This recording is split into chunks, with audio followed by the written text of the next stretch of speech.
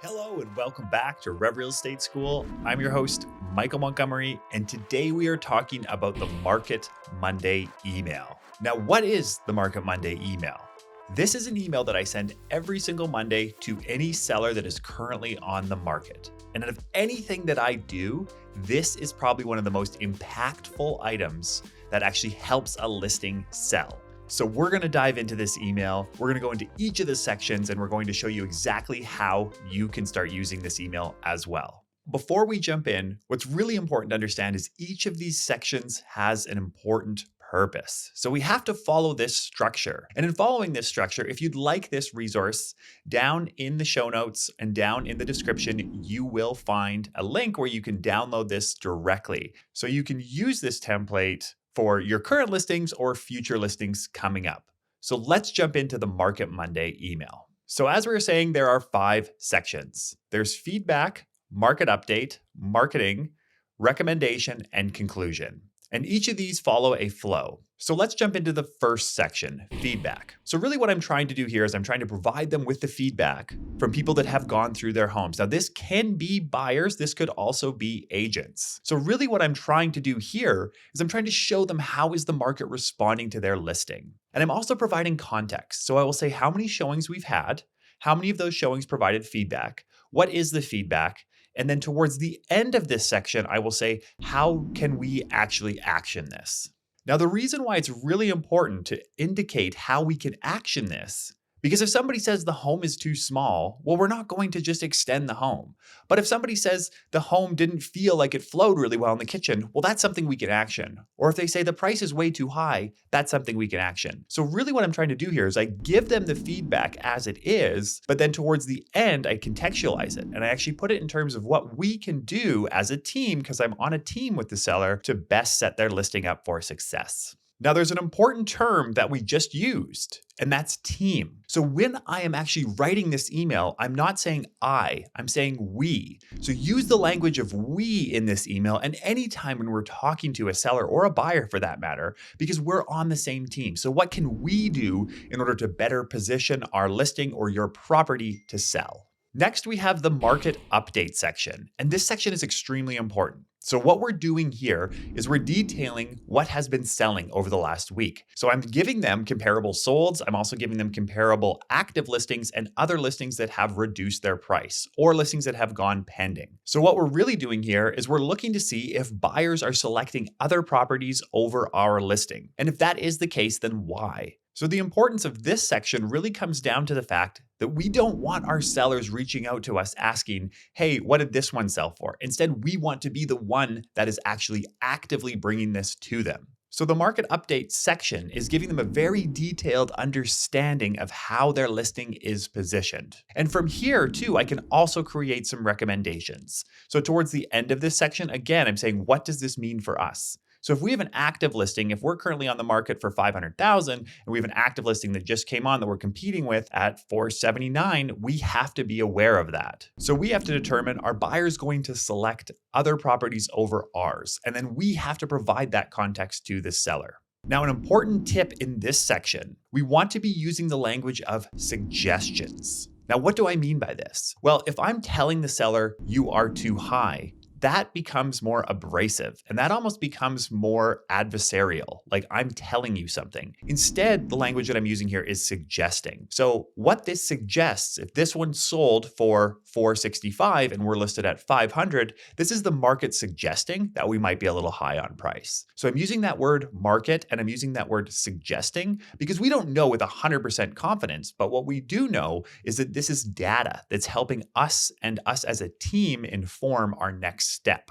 Next, onto the third section. And this section is marketing. So this is really where we want to show them what we are doing behind the scenes in order to help sell their listing. So I have 2 components in this section, and basically they are non-MLS activities and then MLS activities. So with non-MLS activities, basically what I'm detailing is how many people are looking at their listing on our website. Also, if we're running social ads, how are those performing? What other sort of advertisements are we doing? And so this is our moment to really show them what we're doing behind the scenes in order to try and generate interest. Next, I move on to the MLS data. And on the MLS data, every MLS is a little bit different, but for the most part, we can determine how people are interacting with our listing. So maybe that's people favoriting our listing. Maybe that's people getting driving directions to our listing. Every MLS might be a little bit different, but typically our MLS will provide some data on how people are interacting with our listing. Typically it's around views and favorites. And then what does this mean for them?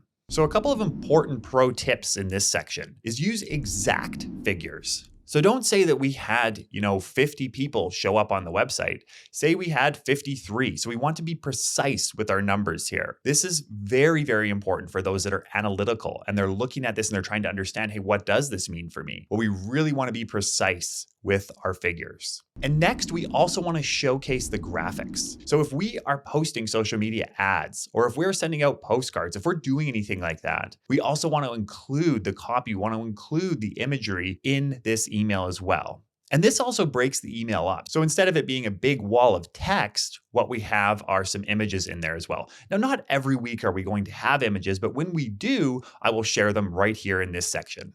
Next, we move on to the recommendation section. Now, this section is key. And this section really prepares them for what we need to do in order to position their listing to sell. So the recommendation section, what I'm doing is I am then providing a personal recommendation. So typically this is in response to what I've already detailed in the previous sections. So if I've said as part of feedback that the kitchen's looking tight, then I'm going to provide a recommendation on how we can go about opening that space up. If, however, in the market update, we're seeing some comparables sell for lower prices than where we're at, or if we have a new listing that came on that we're competing with that is priced below us, what I will say at that point is the market is suggesting that we might be high on price. This is another really powerful component of this section, is that we can also prepare sellers for a price reduction. So it can be quite jarring as a seller if we just call them out of the blue and say, hey, we got to reduce the price. But if we've been doing Market Monday, and we've had a couple of weeks now of seeing some comparables sell. Now we have some data, we have some evidence that is suggesting that we might be too high on price. Typically what I'm doing is maybe in a week in advance, if I'm seeing signs that, hey, we might be a little high, then I'm hinting at this in the recommendation. I'm saying, as we start to move forward in the next couple of weeks, we may want to think about coming down to become a little bit more aggressive and to position ourselves better in the marketplace. So what I've done here is I've now planted the seed. And now that the seed is planted, at that point in time, when I ask them for the price reduction the next couple of weeks, or I suggest it, at that point in time, they're a lot more receptive to it because they've been seeing this and they've been reading about it and they've been seeing the data that actually tells them that, hey, maybe we are too high. So this recommendation section is absolutely key.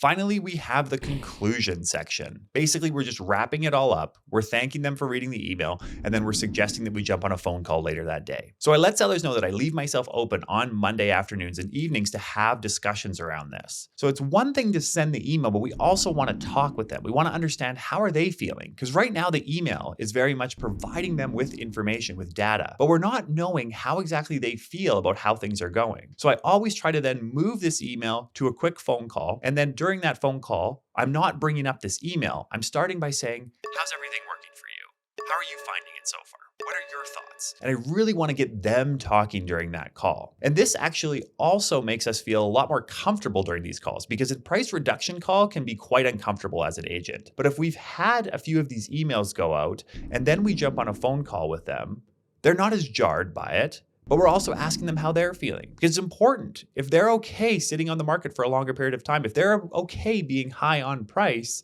well, that's their decision. At the end of the day, it is their home. It is their asset. We're here to help advise them. But ultimately, what I want to do in this section is I do want to prompt them to have a phone call with me. Even if it's a short, hey, how are you? How's everything doing? Just wanted to check in. That's what I'm doing in this section. I'm asking them if they have a few minutes for a quick chat later today to discuss. So if you want this all packaged up for you so you can take this template and you can start using it, down in the description, there's a link where you can download this and you can take it and start using it tomorrow. Thank you very much for listening and watching this episode. I really appreciate it. If you need anything, I'm on Instagram at the.michael.montgomery, or you can reach out to us at revrealestateschool.com.